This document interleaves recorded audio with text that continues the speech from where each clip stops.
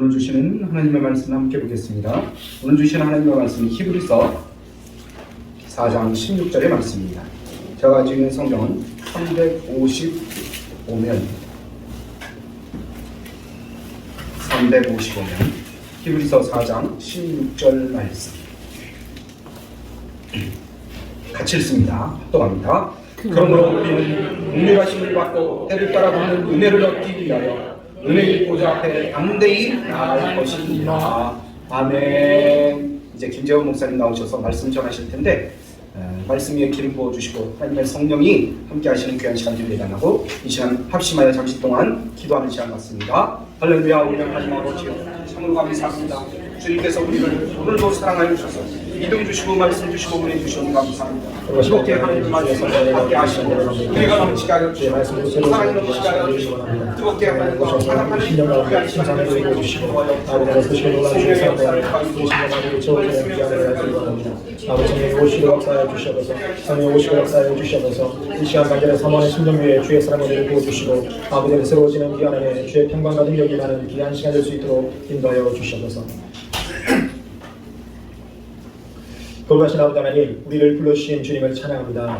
우리가 모일 때 주님 함께 하시겠다고 약속하셨고 두세 사람이 모인 곳에 나도 너희와 함께 하겠다고 약속하신 그 말씀이 오늘 이 예배 가운데 이루어지기를 원합니다.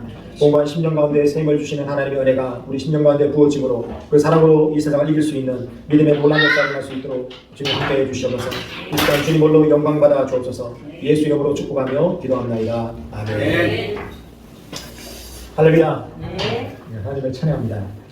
여러분 기도해 주신 덕분에 아버님 장례를 무사히 치르고 돌아올 수 있었습니다. 이제 목사님께서 대표로 또 먼 길을 오셔서 또 예배도 인도해 주시고 또 말씀으로 또 조문으로 위로와 소망 주셔서 우리 가족들이 참 많이 힘이 되었던 시간이었습니다. 제 아버님께서 이제 한 달 반 정도 이제 투병을 하시면서 본인의 죽음을 이제 준비하고 또 기다리셨습니다. 그 당시에 이제 우리 가족들은 언제 아버님이 사별할지 모르기 때문에 걱정스러운 마음으로 그렇게 지냈었죠.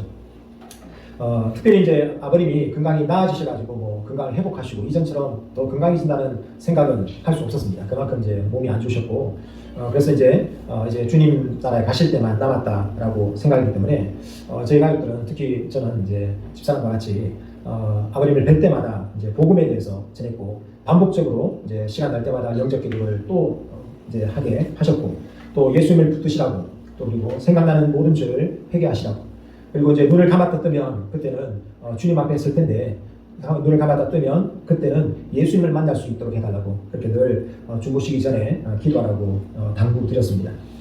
그리고 매번 이제 말씀을 전하고 또 그렇게 확인 절차를 계속해서 이제 했습니다. 여러분 저희 아버님에게 가장 시급하고 또 중요한 문제는 영혼 구원의 문제였습니다. 그런데 이제 한 달 반 정도의 시간을 지내면서 되돌아보니 이 영혼 구원에 관한 문제가 우리 아버님에게만 중요하고 시급한 문제가 아니라 저에게도 우리 모두에게도 가장 중요하고 시급한 문제 그것이 바로 영혼 구원의 문제다라는 사실을 알게 되었습니다. 저는 요즘 이제 최근에 아침마다 일어나가지고 인바디 측정을 합니다. 이제 체중을 재면 또 체중계가 이제 체지방률이 얼마인지, 그 다음에 근육량이 얼마인지, BMI가 얼마인지 이런 것들을 보여줬어요. 처음에 하니까 참 신기하더라고요. 숫자가 딱 나오더라고요. 결과를 보니까 안 좋은 부분에 빨간 글씨로 이제 나타납니다. 위험, 과체중, 비만 이렇게 나옵니다. 저는 제 자신에 대해서 그렇게 비만하지 않다고 생각했거든요. 그래서 가족들은 이제 뭐 다이어트식을 한다라고 얘기하는데 저는 뭐 먹고 싶은 거 다 먹고 그렇게 했습니다. 그런데 그 인바디 측정기가 소수점 한 자리까지 측정하면서 저보고 비만하다, 과체중이다라고 지적을 하는데 점점 그 숫자를 볼수록 심각해졌습니다. 그리고 신경을 쓰이게 되면서 이제 식사를 좀 조절하려고 노력했고 또 아침마다 체중을 잴 때 숫자가 조금 낮아지면 괜히 기분 좋아지고 숫자 올라가면 괜히 내가 뭘 잘못했나 이런 생각을 하게 되었습니다. 여러분 몸의 상태를 인바디로 측정할 수 있어서 어느 정도 우리의 건강 상태를 알 수 있는데 우리 영혼의 상태는 어떻게 측정할 수 있을까요? 네, 바로 우리는 성경을 읽으면서 우리 영혼의 상태가 어떤지 성경 말씀을 통해서 우리의 영적인 현상을, 현재 수준들을 볼 수 있게 됩니다. 우리는 너무도 잘 알죠. 우리 육체보다 우리 영혼이 더 중요하다는 사실. 그런데 오늘 읽었던 히브리서 말씀을 읽으면서 저는 좀 이제 충격을 받았어요. 히브리서에 오늘 읽었던 4장의 말씀인데 이 4장에 오기까지 1장부터 4장까지의 내용을 한번 시간 나실 때 한번 쭉 읽어보십시오. 성경 읽으면서 히브리서는 우리에게 주의하라 라고 계속해서 경고의 메시지를 던지고 있다는 겁니다. 그것도 하나님의 말씀으로, 하나님의 음성으로 우리에게 주의하라 라고 얘기하고 있습니다. 2장부터 쭉 보면 너희가 그런 것을 유념함으로 우리가 흘러 떠내려가지 않도록 함이 마땅하다. 흘러 떠내려가서는 안 된다. 이 큰 구원을 너희가 등한히 여기면 어찌 그 보응을 받겠느냐. 그러므로 예수를 깊이 생각하라. 삼가 너희 중에 혹시 믿지 아니하는 악한 마음을 품어 살아계신 하나님께로부터 떨어질까 조심하라. 피차 오늘이라고 일컫는 동안에 서로 본면에서 너희 중에 누구든지 죄의 욕으로부터 마음이 완고해지지 않도록 하라. 그러므로 우리에게 그 안식에 들어갈 약속이 남아있을지라도 그 약속을 우리가 확실하게 믿는다 할지라도 너희 중에 혹시나 이루지 못할 자가 있을까 내가 염려한다. 너희 마음이 완고해져서는 안 된다. 하나님의 음성을 들을 때 너희 마음을 부드럽게 해라. 그리고 너희가 어떤 삶을 살았는지 만물을 보시는 주님 앞에 우리의 모든 것이 벌거벗은 것처럼 드러날 때가 있다 라고 우리에게 경고의 메시지를 해주고 있습니다. 우리는 매일 예배를 드리면서, 매번 예배를 드리면서 우리 신앙의 상태를 점검해 봐야 합니다. 우리 교회가 모여서 같이 예배 드리는 이유가 무엇입니까? 그래서 바로 구원받기 위한 것입니다. 좀 경박한 표현을 쓰자면 교회는 천국을 파는 곳입니다. 우리가 교회에 와서 천국을 상속받는 것입니다. 구원을 받는 것입니다. 지난번에 제가 이제 설교를 하면서 누가복음 13장의 말씀을 통해서 우리가 아무리 구원의 확신이 있다 할지라도 나는 구원받았다. 나는 구원받은 것을 절대 의심하지 않는다 라고 할지라도 그 구원의 확신이 우리의 구원을 보상해 주지 않는다 라고 말씀드렸습니다. 나는 예수 믿고 나서 병이 고침받았다. 하나님 놀라운 축복을 받았다. 기적을 체험했다 라고 한다 할지라도 이런 강력한 체험이 우리의 구원을 보장해 주는 것이 아니다 라고 말씀을 통해서 살펴봤습니다. 나는 찬양을 부르면서 예배를 드리면서 정말 많은 감동을 받았고 설교 말씀을 들으면서 은혜를 받았고 눈물도 흘리고 예배의 감격을 경험한 사람이다 라고 할지라도 그것 자체가 우리의 구원을 보장해 주는 것이 아니다 라는 것을 말씀을 통해서 살펴봤습니다. 구원은 천국행 티켓이 아닙니다. 구원은 어떤 자격에 천국에 이르는 자격을 취득하는 것이 아니다 라고 말씀드렸습니다. 구원은 바로 하나님과의 관계다라는 것입니다. 신랑과 신부의 관계처럼 남편과 아내의 관계, 바로 아버지와 아들과의 관계처럼 관계가 이루어지는 것이 바로 구원이다, 믿음이다 라는 것을 말씀드렸습니다. 여러분, 세상은 우리에게 끊임없이 우리가 인생을 살아가는 동안에 가장 젊은 순간이 바로 지금이다 라고 얘기합니다. 지금 순간이 가장 젊은 순간이니까 내 인생을 즐겨라 라고 얘기합니다. 그러면서 우리의 육신의 욕망과 정욕을 채우도록 우리를 자극해 주고 있습니다. 그러나 오늘이 바로 우리 마음을 하나님께로 돌이킬 수 있는 그나마 가장 좋은 시간이라는 사실을 우리가 깨달아야 하겠습니다. 죄는 우리 영혼을 굳어지게 만듭니다. 마치 시속 100km, 200km 달리던 자동차가 위험물이 나타나면 그 자리에서 바로 멈출 수 없는 것처럼 죄라고 하는 것들은 우리에게 관성적으로 작용해서 죄를 날마다 짓는 사람이 어느 순간 마음을 돌이켜서 주님 앞에 나올 수가 없게 된다는 겁니다. 왜냐하면 죄의 관성이기 때문에, 죄의 유혹이 우리 마음을 물들이게 하기 때문에, 이 죄가 우리 마음을 굳어지게 하기 때문에 그렇다는 것입니다. 그러므로 지금 우리에게 가장 시급한 문제가 무엇인가? 그것은 바로 영혼 구원의 문제입니다. 좀 지나면, 좀 삶이 한가해지면, 좀 여유 있어지면, 지금 바쁜 일이 끝나면 그때 교회 가야지, 그때 제대로 믿어야지, 그때 회개해야지 라고 한다면 죄는 항상 우리 편이 아니다라는 겁니다. 죄는 우리 마음을 끊임없이 굳어지게 만든다는 것입니다. 그래서 오늘 본문 4장 16절을 보면, 그러므로 우리는 긍휼하심을 받고 때를 따라 돕는 은혜를 얻기 위하여 은혜의 보좌 앞에 담대히 나갈 것이다 라고 말씀하고 있다는 것입니다. 은혜의 보좌 앞에 담대히 나가야 된다. 왜 그렇습니까? 긍휼하심이 필요하다는 겁니다. 주님의 은혜가 필요하다는 것입니다. 여러분, 우리에게 필요한 것이 무엇이라고 합니까? 하나님의 긍휼과 하나님의 은혜입니다. 긍휼이다라고 하는 것들은 다른 말로 불쌍해지는 마음입니다. 불쌍해진다는 겁니다. 부부간에도 이제 살아온 세월이 지나게 되면 그 사랑의 농도가 점점 깊어지는데, 그 사랑의 농도가 깊어지면 나타나는 마음이 어떠냐면 측은지심이라는 마음이 생깁니다. 불쌍해지는다라는 거죠. 그러면 아내를, 남편을 내 몸처럼, 내 마음처럼 생각하게 되는 것입니다.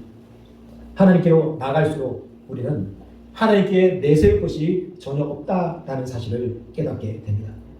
하나님, 내가 이걸 했습니다. 제가 살아오는 동안에 이렇게 하나님 위해서 일했습니다. 라고 하는 것들을 내세울 게 하나도 없다는 사실을 깨닫게 된다는 겁니다. 그리고 주님, 저를 불쌍히 여겨주십시오. 주님, 나를 불쌍히 여겨주옵소서. 라는 기도밖에 할 게 없어진다라는 거죠. 그리고 주님 안에 있는 그 은혜를 내가 받기를 원합니다. 라고 사모하게 된다는 겁니다. 오늘 우리가 주님 앞에 나가서 주님과 관계가 회복되어지면 우리 안에 갈급한 기도 제목이 두 가지가 있는데, 그것이 바로 하나님의 긍휼하심, 하나님의 은혜를 사모하게 된다는 겁니다.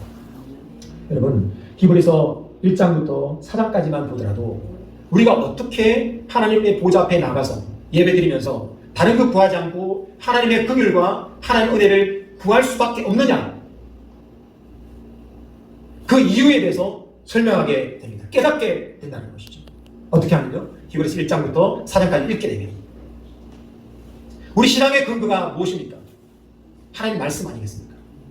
하나님 말씀을 읽으면서 하나님의 존재에 대해서 깨달아 알 수 있게 된다는 겁니다. 하나님이 누구신가? 예수님은 어떤 분이신가? 그 천지를 창조하신 창조주, 곧 하나님께서 온갖 삼다만상을 다 지으신 그 하나님께서 시작과 끝이 되신 하나님, 알파 오메가가 되신 그 하나님이 바로 우리 하나님이시구나 라는 사실을 깨닫게 됩니다. 현대 기독교의 맹점이 무엇입니까? 그것은 하나님의 위대하심에 눈 가리게 만들어 놓았습니다. 하나님의 위대하심, 전능하심, 이것이 아니라 우리 때문에 전전긍긍한 그런 하나님으로만 우리가 인식하게 된다는 것이죠. 그리고 우리 죄를 위해 죽으신 예수님의 희생을 그저 교양이 있는 삶을 위해서, 교양이 있는 삶이라고 한다면, 사람이라고 한다면 교회 정도 나가주고 좀 멋있는 찬양도 불러주고, 그래서 신앙의 액세서리처럼 생각하는 그런 모습이 우리 안에 전염되어져 나가고 있다는 것입니다. 그리고 주님 앞에 나와서 천국은 다 가는 거 아니냐, 그러니까 천국은 가봐야 하는 것이니까 하나님, 지금 내가 사는 이 세상 살이 동안에 하나님 축복해 주십시오 라고 기도하게 되더라는 것입니다. 우리는 가끔씩 죽어도 못해 라는 말을 합니다. 그런데 정작 여러분, 그래서 죽어야 되겠다 라고 얘기한다면 어느 누구도 그 죽음 앞에 태도를 바꾸지 않을 사람이 없을 겁니다. 우리의 죄는 하나님을 죽이셔야만 해결할 수 있는 문제입니다. 마태복음 10장 28절에 보면 몸은 죽여도 영혼은 능히 죽이지 못하는 자들을 두려워하지 말고 오직 몸과 영혼을 능히 지옥에 멸하실 수 있는 자를 두려워하라 라고 말씀하고 있습니다. 여러분, 사탄은 우리의 몸을 죽이는 데 그칩니다. 죽으면 끝이 납니다. 그런데 오늘 예수님께서는 뭐라고 얘기하냐면 하나님은 우리의 몸과 영혼을 모두 지옥에 멸할 수 있는 분이다 라고 얘기하고 있습니다. 그럼 누가 더 무섭습니까? 누구를 더 두려워해야 합니까? 주님께서는 그러므로 너희 몸과 영혼을 능히 지옥에 멸할 수 있는 자를 두려워하라. 여러분, 하나님이 두려운 존재이십니까? 예수 믿는 사람에게 하나님은 과연 두려운 분이십니까? 하나님 만만하지 않습니까? 뭐든지 하더라도 다 눈 감아줄 것 같은 그런 무기력한 그런 존재로 우리는 생각하고 있지 않느냐 말입니다. 우리의 죄의 문제는 우리가 죽는다고 해서 해결될 수 있는 문제가 아니다라는 겁니다. 제가 설교를 준비하면서 참 많이 갈등을 했습니다. 설교를 참 무겁게 하는 것 자체가 좀 부담스러운 이야기입니다. 그러나 서두에 말씀드린 것처럼 교회의 존재 목적은, 그리고 우리에게 가장 시급한 문제는 바로 구원에 관한 문제이기 때문에 우리의 죄의 문제를 다루어야 한다는 것이죠. 우리 죄라고 하는 것들은 교양 있게 심리 상담하듯이 이렇게 해결할 수 있는 문제가 전혀 아니다라는 겁니다. 오늘 성경 말씀은 하나님 말씀이 살아있고 운동력이 있어서 자원이나 어떤 것보다 예리해서 홍과 영과 관절과 골수를 찔러 쪼갠다라고 말씀하고 있습니다. 어떤 말씀입니까? 우리가 주님 앞에 서는 날 우리가 하나님 앞에 감출 것이 하나도 없다는 겁니다. 여러분, 우리는 현실을 직시하는데 상당한 용기가 필요합니다. 장례를 치르고 나서 가족의 면면을 보았습니다. 덮어두고 지나왔던 문제들을 직시하면서 불편한 현실 가운데 마음이 참 무겁기도 했었습니다. 그런데 오늘 주님 앞에 서는 날 우리 마음에 우리 행동과 우리 말의 출처가 무엇인지 그 이유가 무엇인지에 대해서 하나님 앞에 숨길 수 없이 적나라하게 다 드러날 순간이 우리에게 온다라는 것입니다. 여러분, 성경은 우리에게 예수님을 깊이 생각하라 라고 말씀하고 있습니다.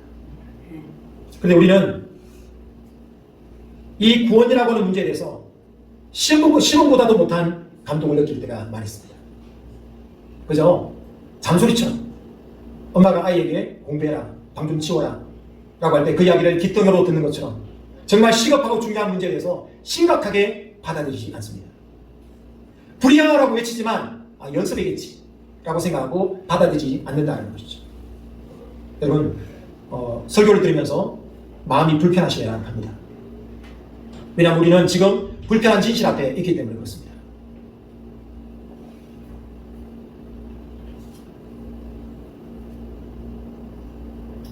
그러므로 우리가 생각하고 우리가 묵상해야 될 주제가 무엇인가? 그것은 바로 하나님이라는 것입니다. 하나님을 알고 예수님을 깊이 생각하게 되면 우리는 자연스럽게 우리의 마음을 들여다보게 됩니다. 히브리서 3장 1절에 믿음의 도리의 사도시며 대제사장이신 예수를 깊이 생각하라 라고 말씀하면서 3장 7절에는 뭐라고 얘기하면 그래서 너희가 시험하는 날에 너희를 광야에서 시험하시는 날에 너희 마음을 완고하게 한 것처럼 너희 마음을 완고하게 하지 말라라고 얘기하고 있습니다. 3장 12절에 너희 안에 말씀대로 우리 안에 얼마나 믿지 않은 악한 마음이 있는가, 믿지 않은 마음이 얼마나 우리 마음속에 많이 있는가 하는 것입니다. 3장 13절의 말씀처럼 우리 삶에 얼마나 죄의 욕이 많고 우리 마음이 완고해지기 쉬운가 하는 것입니다. 우리는 마음이 상하거나 우리 마음에 들지 않으면 하나님도 가만두지 않습니다. 절대로 말씀 앞에 우리 감정을 꺾지 않습니다. 성경은 하나님에게서 떨어질 수 있도록 만드는 것은 바로 믿지 않는 악한 마음이다 라고 말씀하고 있다는 것이죠. 이 마음을 품지 않도록 조심해야 된다 라고 말씀합니다. 제가 이제 앞에 치아를 새로 교정을 했습니다. 좀 앞에 치아가 가짜 이빨인데요. 브릿지를 했는데 깨져가지고 다시 새로 했어요. 그러니까 발음이 세죠. 네. 되게 이런 진지한 말씀 하는데 발음이 세니까 좀 뭔가 어색한 것 같은데, 네. 우리 안에 믿지 않은 마음이 생기지 않도록 조심하라 라고 얘기합니다. 죄의 유혹으로 우리 마음이 완고해지지 않도록 서로 권면하라 라고 말씀하면서 그것도 매일매일 하라 라고 말씀하고 있습니다. 그러면 죄의 유혹으로부터 완고해지지 않는 방법은 무엇일까요? 어떻게 하면 우리 마음이 완고해지지 않을까요? 하나님 말씀 앞에 우리가 어떻게 하면 잘 반응할 수 있을까요? 어떤 마음을 품으실까? 어떤 마음을 품을 것인가? 어떤 생각을 붙들 것인가? 바로 마음의 훈련이 필요하다. 여러분, 요즘 전부 다 유튜브를 많이 보실 겁니다.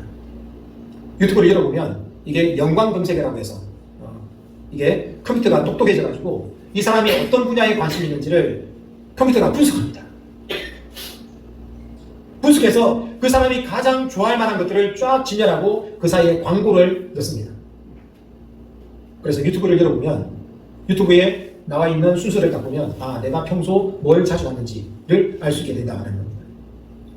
여러분, 우리가 선택해야 합니다. 유혹에는 오는 많은 것들이 있다 할지라도 그 유혹을 따라가는 것이 아니라 하나님 원하시는 기준을 선택해 나가는 것입니다. 마음이 가는 대로 움직이는 것이 아니라 의지를 복종시켜서 마음을 하나님 앞에 굴복시키는 것이 바로 마음 훈련이다라는 겁니다. 왜 이런 마음의 훈련이 필요한가? 오늘 예수님께서는 요한복음 8장 44절에 놀라운 말씀을 하고 있습니다.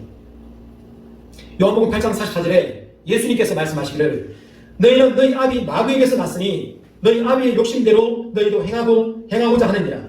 그는 처음부터 살인한 자요 진리가 그 속에 없으므로 진리에 서지 못하고 거짓을 말할 때마다 제 것으로 말하나니 이는 그가 거짓말장이요 거지의 아비가 되었습니다. 여러분 무슨 말씀을 하고 계십니까? 우리가 마귀의 자식이다 라고 얘기하고 있습니다. 예수님을 알기 전에 우리는 마귀의 자식이었습니다. 여러분 충격받지 않으시나요? 그냥 나는 내 예수님을 모를 뿐이지 그냥 살아왔는데 라고 얘기할 수 있지만 예수님께서는 너희는 너희 아비 마귀에게서 났다. 다른 누구가 아니라 예수님이 말씀하셨습니다. 여러분 우리가 거듭나야 되는 이유가 무엇입니까? 왜 다시 born again, 다시 태어나야 되겠습니까? 바로 우리 애비가 마귀이기 때문에 라는 것이죠.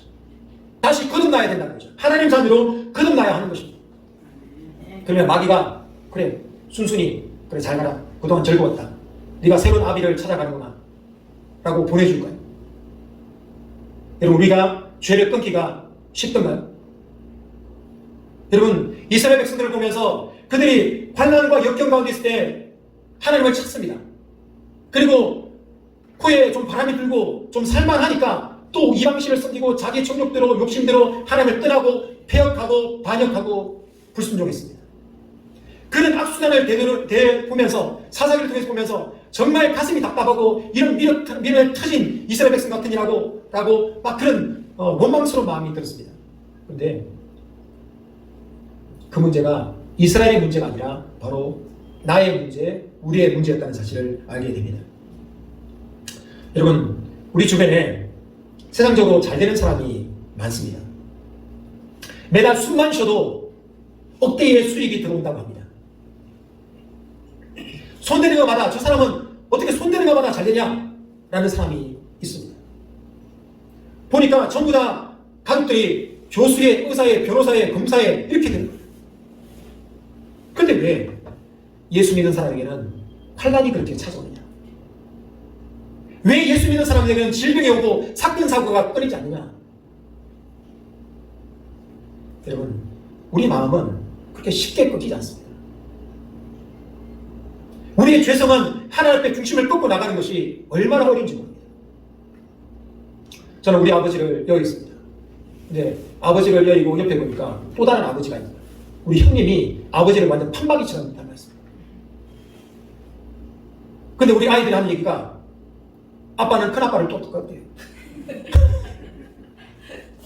그래서 어른들 말씀에 씨도 읽지를 못한다라는 얘기가 있지 않습니까? 근데 우리 애비가 누구라고 얘기합니까? 마귀라고 얘기합니다. 우리가 갖고 있는 천성은 바뀌지 않는다라고 얘기하는데 이 천성을 꺾고 주님 앞에 나간다는 것이 쉬운 일일까요? 교양 있게 예배 드리고 헌금 좀 하고 봉사 좀 하고 주변 사람에게 전도 좀 한다고 해서 우리 마음이 하나님 앞에 부드러운 마음 되고 죄 유혹으로부터 완고의 마음을 부드럽게 할 수 있는 그런 계기가 될 수 있을까요?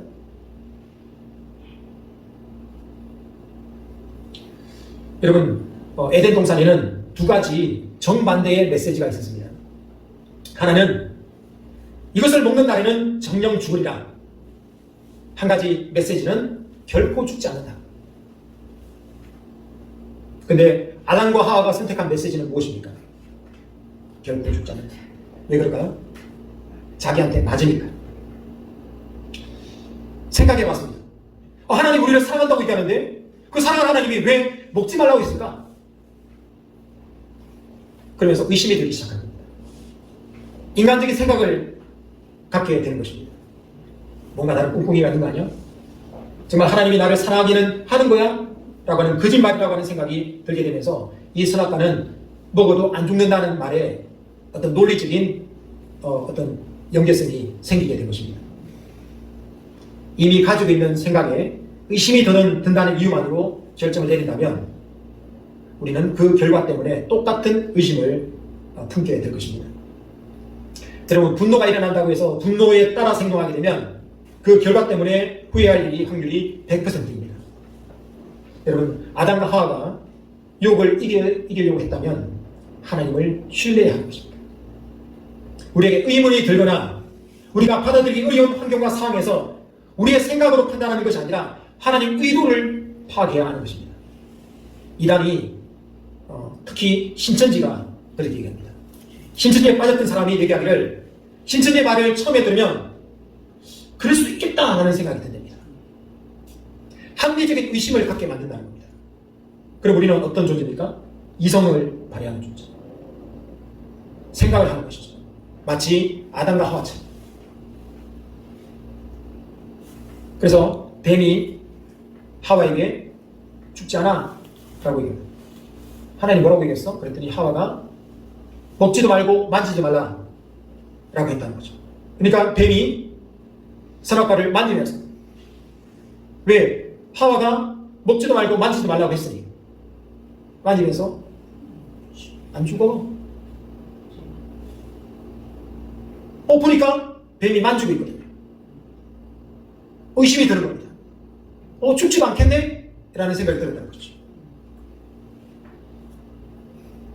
이런 생각이 이어지면서 이단 사상에 빠진 사람들은 그 생각이 신념으로 고착하게 되고 결국에는 이단 사상에 빠지게 된다는 겁니다. 여러분, 믿지 않는 악한 마음, 죄의 유혹으로부터 완고해진 마음, 이 어떤 것일까요?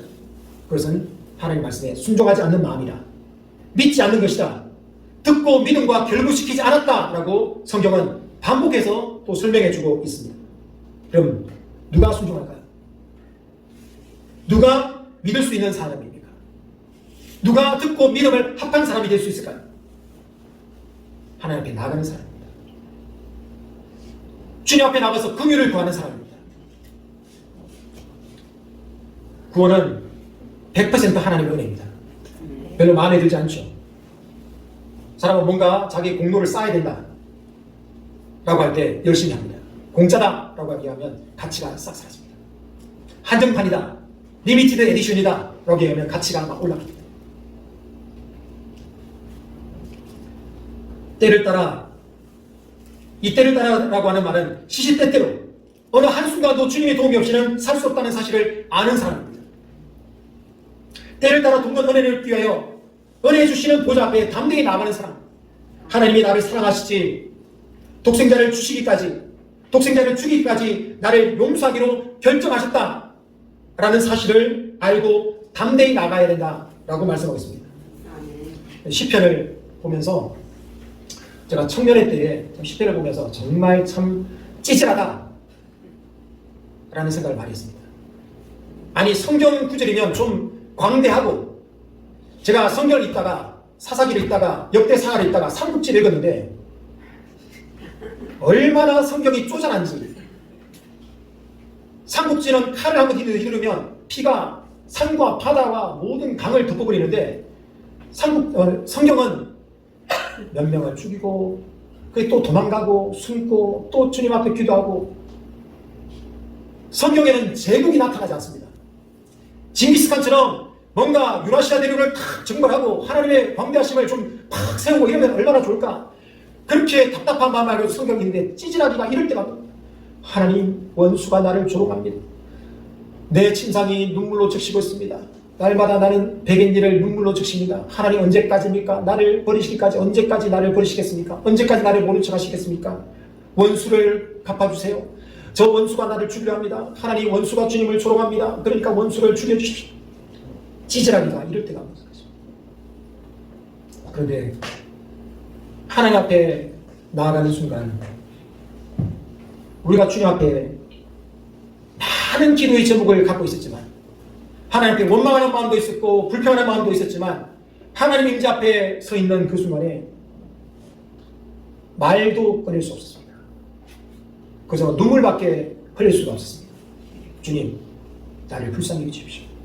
주님, 나를 불쌍히 여기십시오. 주님, 나를 모른다고 하시면 안 됩니다. 주님, 나를 모른다고 하시면 내가 어디로 가겠습니까? 하나님, 주님밖에 없습니다. 주님밖에 없습니다. 주님이 나를 불쌍히 여겨 주셔야 되겠습니다. 하나님이 나의 은혜를 주셔야 되겠습니다. 하나님 그 은혜로 나를 회복시켜 주셔야 되겠습니다. 하나님 붙들어 주셔야 되겠습니다. 라고 기도할 수밖에 없습니다. 그러면서 그 기도를 들으신 주님 앞에 마음속에서 일어나는 감사의 찬양을 드릴 수 있게 되는 것을 보게 됩니다. 여러분 2021년도에 다니엘 기도에 김윤상이라고 하는 선교사님이 본인의 간증을 했습니다. 그 간증 중에 이런 이야기가 나옵니다. 하나님께서 자기 삶에서 가장 기뻐하시고 가장 가치 있게 평가하는 순간을 뽑아내셨는데 그때 간자냐면 바로 사업하다가 모든 돈을 다 잃고 계좌에 잔고가 0이 됩니다. 일이 하나도 없이 의지할 곳 없는 상황에서 자기 할 수 있는 것들은 하나님 앞에 저절로 무릎 꿇는 것밖에 없었답니다. 그러면서 하나님 저 제발 살리만 주세요 라고 하는 그 기도의 순간을, 그래서 주님만 바라봤던 그 순간을 하나님이 그 순간을 꼽으셨다 라고 얘기를 합니다. 여러분 하나님이 기억하시는 그 순간이 무엇일까요? 우리가 하나님을 의지한다는 것이 무엇일까요?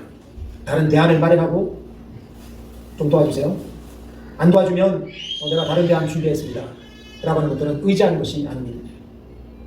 하나님 앞에서 하나님만 구하면서 하나님의 긍휼과 은혜를 구할 때에 그때 우리는 하나님의 놀라운 사랑과 그 신비를 알게 된다는 것입니다. 사도 바울은 그 순간에 하나님의 뜻을 깨달았습니다. 깊도다 하나님의 지혜와 지식의 풍성함이요 그의 판단은 헤아리지 못할 것이며 그의 길은 찾지 못할 것입니다. 누가 주의 마음을 아느냐, 누가 그의 모사가 되었느냐, 누가 주께 먼저 드려 갚으심을 받았겠느냐 라는 것입니다. 이는 만물이 주에게서 나오고 주로 말미암고 주에게로 돌아갑니다. 오직 영광이 세세의 주님께입니다. 그러면서 마지막에 이렇게 깨달은 하나님의 은혜에 대해서 당부합니다. 그러므로 형제들아 내가 하나님의 모든 자비하심으로 너희를 권하노니 너희 몸을 하나님이 기뻐하시는 거룩한 산제물로 드리라. 이는 너희가 드릴 영적 예배니라. 저는 이 말씀을 읽으면서 사도 바울이 하나님의 신비를 깨달았구나. 나도 그 신비를 조금은 알겠구나 라는 사실을 알게 되었습니다. 우리가 하나님께 드릴 수 있는 영적 예배가 무엇입니까? 하나님이 기뻐하는 영적 예배가 무엇입니까? 오늘 주님 말씀처럼 하나님의 긍휼을 구하는 것, 하나님의 은혜를 구하는 것입니다. 신비라고 하는 것들은 사람의 힘이나 지혜, 이론이나 상식으로는 도저히 이해할 수 없는 신비하고 묘한 비밀을 얘기하고 있습니다. 여러분 하나님 우리에게 원하시는 것이 무엇입니까? 하나님 우리에게 돈을 원하십니까? 우리의 생명을 원하십니까? 하나님 원하는 것들은 우리의 마음입니다. 하나님 내 굳어진 마음을 갈아엎어 주시고 하나님 내 마음속에 하나님의 긍휼을 부어주십시오. 하나님의 은혜를 주십시오. 바로 그 순간에 하나님의 지혜와 지식의 풍성함이, 그 판단의 정의로움이, 하나님의 깊은 사랑의 그 깊음이 우리 마음속에 채워지는 것들을 경험할 수 있게 된다는 겁니다. 하나님께 나아가는 사람은 참 문제가 없이는 하나님께 잘 안 나가는 것 같아요. 어려움이 닥치고 역경이 닥치는데 내가 좀 할만하면 하나님께 나가지 않습니다. 우리의 무릎은 절대로 하나님께 자연스럽게 부러지지 않다는 거예요. 물론 교회 짬밥이 얼마인데 기도해야 된다는 걸 알고 있습니다. 기도는 하죠. 기도를 하면서 이미 머릿속에 다른 이란 상황, 다른 대안을 찾고 있습니다. 근데 그런 것들이 다 사라질 때 아까 선교사님 강연처럼 주님밖에 없습니다. 주님 나를 불쌍히 해주십시오. 긍휼히 주십시오. 라고 기도할 때 그때 하늘문이 우리 마음에 열린 것들을 하늘문이 열려서 주님을 보게 되는 거예요. 그 신비로운 하나님의 사랑, 그 전까지는 읽어도 은혜되지 않았던 말씀들이 구구절절히 마음을 울립니다. 마음을 두드립니다. 말랐던 눈물이 흘러나기 시작합니다. 그 사랑이 얼마나 놀라운지 알게 된다. 그래서 하나님의 긍휼을 구하고 하나님의 은혜를 구하는 사람은 그 안에 감추인 하나님의 신비, 하나님의 놀라운 사랑, 그걸 깨닫게 되면서 환경은 하나도 바뀐 게 없는데, 다 무너져 내렸는데 우리의 생명줄이 하늘에 다 있구나. 하늘에 생명줄이 다 있어서 내가 딛고 서 있는 이 다리가 다 무너진다 할지라도 생명줄이 하늘에 닿아 있어서 나는 넘어지지 않는구나, 쓰러지지 않는구나 라는 사실을 알게 됩니다. 주님, 나를 불쌍히 여겨 주옵소서. 주여, 주의 은혜로 나를 채워 주옵소서. 주여, 나를 불쌍히 여겨 주옵소서. 주님이 없이는 내가 죽는다 할지라도, 내가 내 뼈를 갈아서 내 죄를 씻으려 한다 할지라도 할 수 없는 이 일이 그저 예수님밖에 없다는 사실을 고백하고 주님 앞에 무릎 꿇을 때에 하나님의 불쌍히 여겨주심이 우리 마음에 임하고, 하나님의 은혜가 메말랐던 우리 심령 가운데 민물처럼 들어올 때 이제는 우리가 살아서 주님을 볼 수 있구나, 그 놀라운 사실을 내가 깨닫게 됐다. 하나님의 신비한 그 은혜, 하나님의 그 놀라운 은혜를 깨닫게 되었다라고 고백하면서 우리 마음에서 정말 하나님이 기뻐하시는 찬양을 올려드릴 수 있게 되는 것입니다. 우리가 드릴 영적 예배가 무엇입니까? 하나님 우리에게 구하는 것이 무엇입니까? 하나님 구하는 것은 너희의 상한 마음이라. 상한 마음이라. 우리의 상한 마음, 찢긴 마음, 그 마음을 하나님께 올려드릴 때 하나님께서는 하늘의 신비한 것으로 하나님의 그 놀라운 사랑으로 채워줄 줄 믿습니다. 이 시간 기도하겠습니다. 하나님, 하나님이여 나를 불쌍히 여겨주옵소서. 하나님이여 내게 은혜를 부어주옵소서. 내가 참으로 하나님 기뻐하시는 신령과 진정 예배, 영적 예배를 드리는 자 될 수 있도록 도와주옵소서.